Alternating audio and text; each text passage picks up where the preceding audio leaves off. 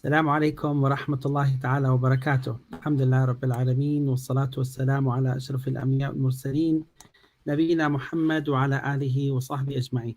Dear brothers and sisters, once again, Ramadan Mubarak, and may Allah subhanahu wa ta'ala accept from all of us. This is our second broadcast.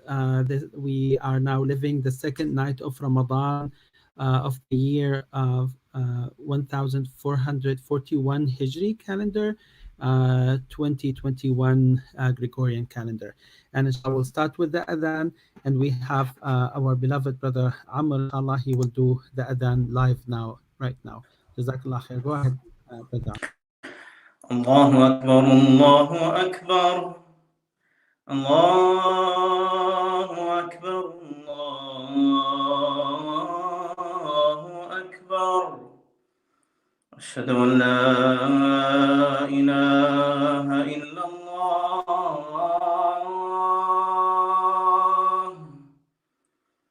أشهد أن لا إله إلا الله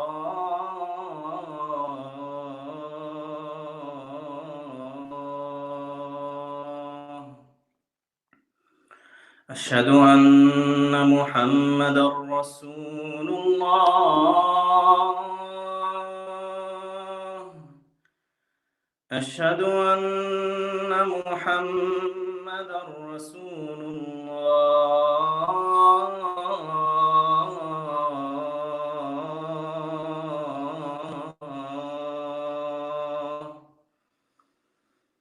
حي على الصلاة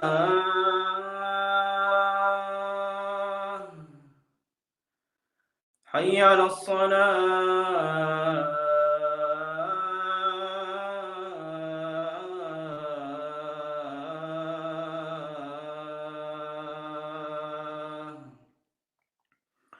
حي على الفلاح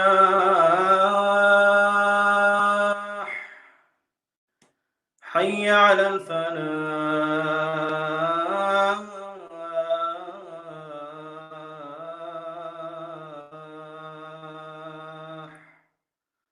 الله أكبر الله أكبر لا إله إلا الله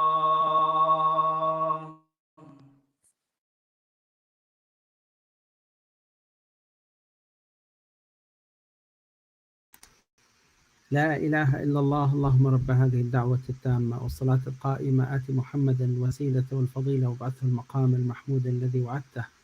رضيت بالله ربا وبالإسلام دينا وبمحمد نبيا.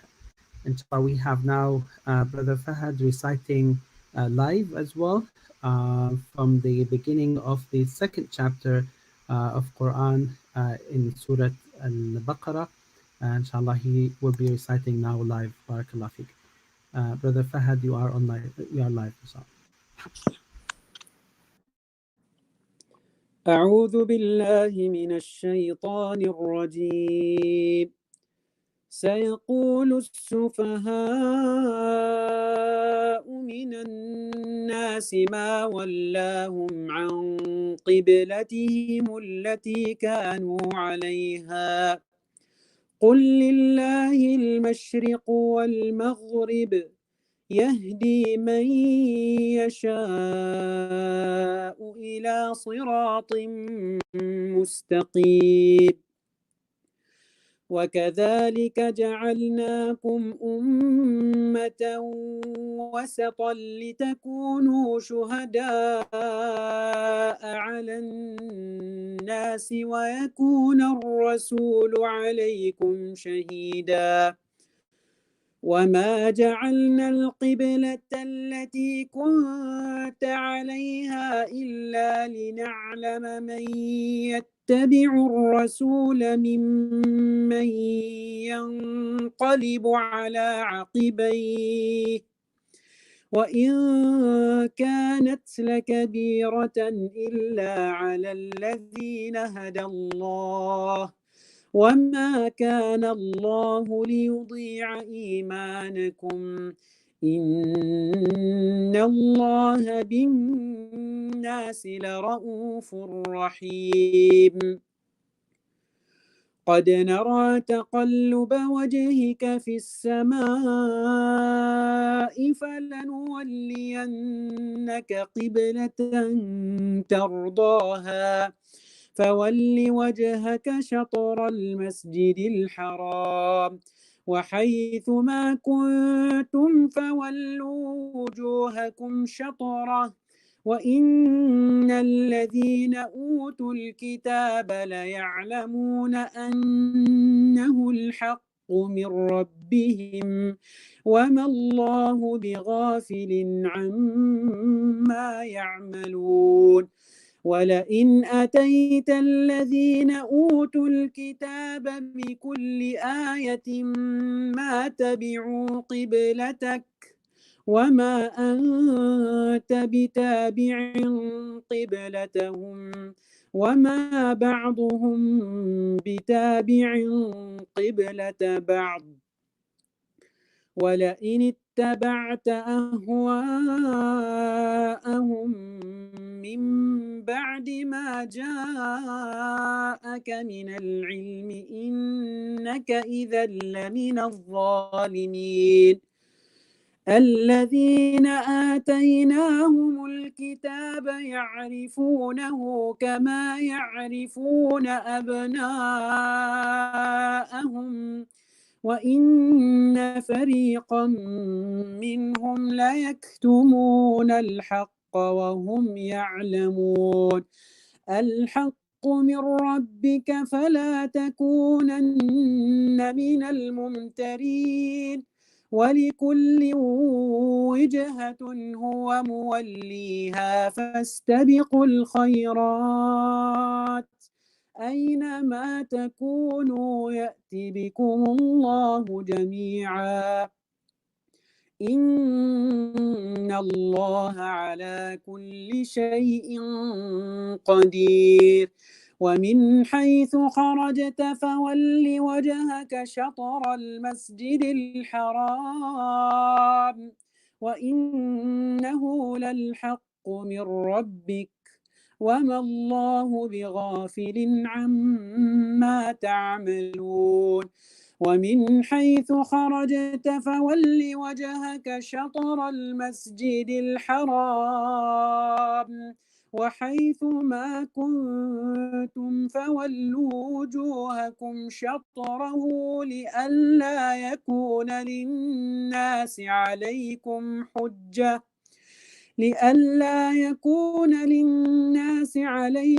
حجة إلا الذين ظلموا منهم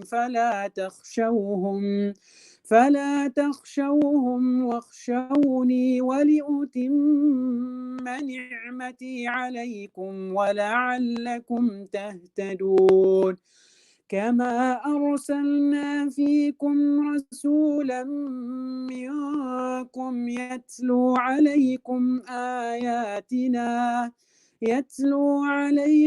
آياتنا ويزكيكم ويعلمكم الكتاب والحكمة ويعلمكم ما لم تكونوا تعلمون فاذكروني أذكركم واشكروا لي ولا تكفرون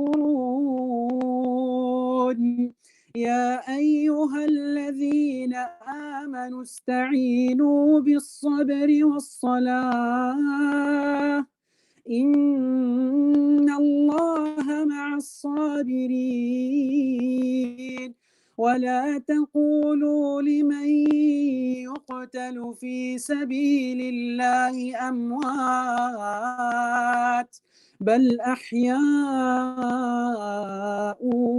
ولكن لا تشعرون ولنبلونكم بشيء من الخوف والجوع ونقص من الأموال والأنفس والثمرات وبشر الصابرين الذين إذا أصابتهم مصيبة قالوا إنا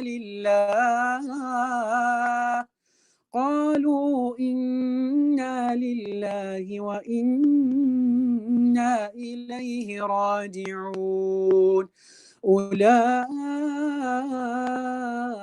عليهم صلوات من ربهم ورحمة وأولئك هم المهتدون.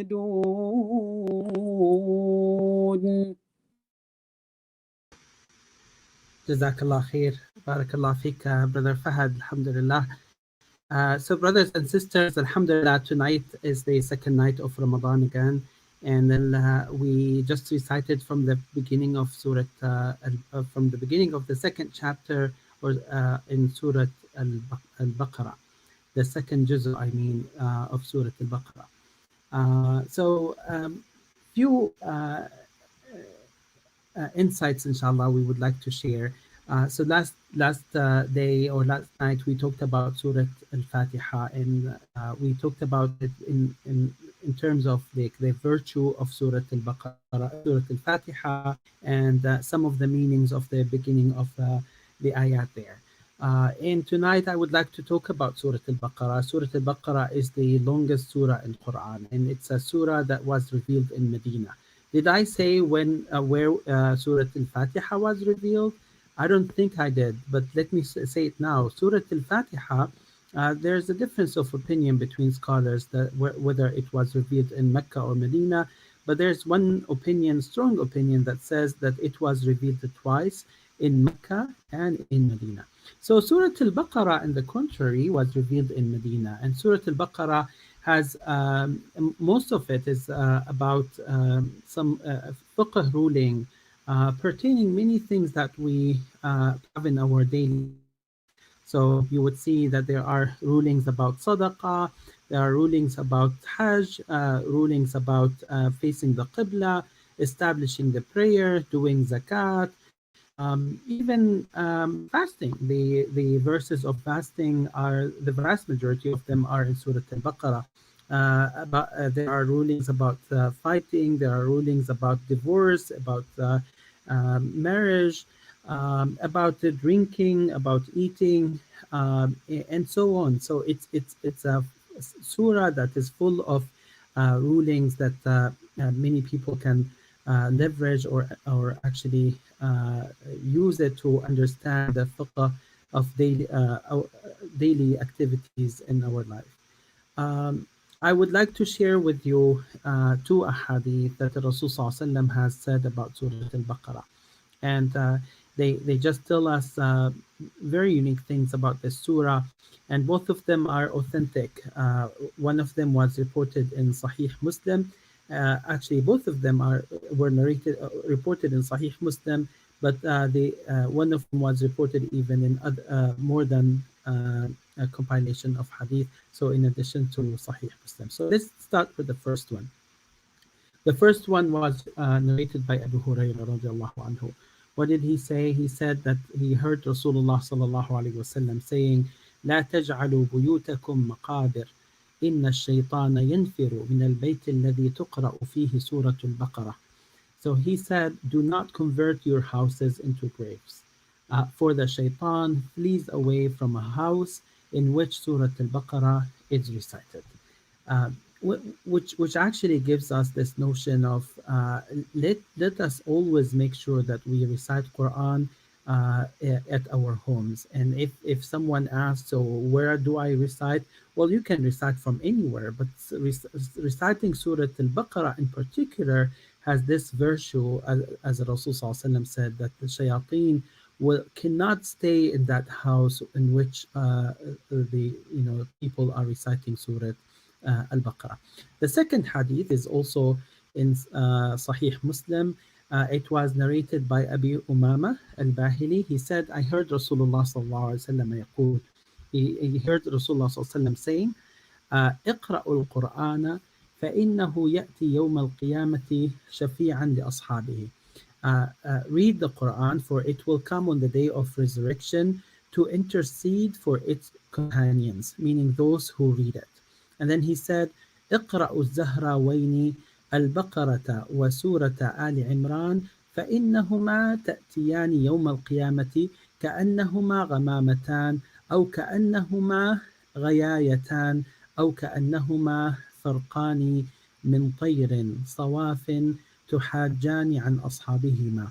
So he used a word actually to label Surah Al-Baqarah and Surah Al-Imran, and he said Az-Zahrawan, meaning the two bright ones. So he said, read Az-Zahrawan, the two bright ones, meaning Surah Al-Baqarah and Surah Al-Imran. Read Az-Zahrawan, Al-Baqarah and Al-Imran, for they will come on the day of resurrection like two clouds, or like two shades, or two flocks of birds, spreading their wings, pleading for those who recite them. And then he sallallahu alayhi wasallam said, اقرأوا سورة البقرة فإن أخذها بركة وتركها حسرة ولا تستطيعها البطلة. اقرأوا سورة البقرة فإن أخذها بركة وتركها حسرة ولا تستطيعها البطلة.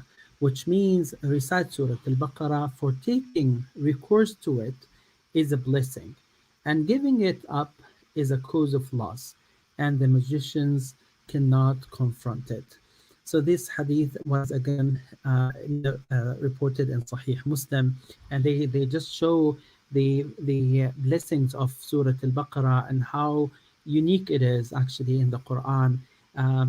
I mean, if you take nothing but the hadith that says that the surah of Al-Baqarah and Ali Imran will come in the day of judgment, making intercession for the one who read it or recite it in front of Allah subhanahu wa ta'ala, that would be worth actually doing and reading them every night and every day. May Allah subhanahu wa ta'ala make us among the people of Surah Al-Baqarah and Surah Al-Imran and the people of the whole Quran. Allahumma ameen. Brothers and sisters, inshallah, let's start tonight with our Isha and Taraweeh, and let's pray to Allah subhanahu wa ta'ala to forgive us, to accept from us, and to give us a relief from all those things that are concerning us, and to bestow His mercy on those we have lost during this pandemic. May Allah subhanahu wa ta'ala give us a cure. May Allah subhanahu wa ta'ala give us a relief. Allahumma ameen. Jazakumullahu khairan. Wa sallallahu ala nabiyyina Muhammad wa ala alihi wa sahbihi wa sallam tasliman kathira.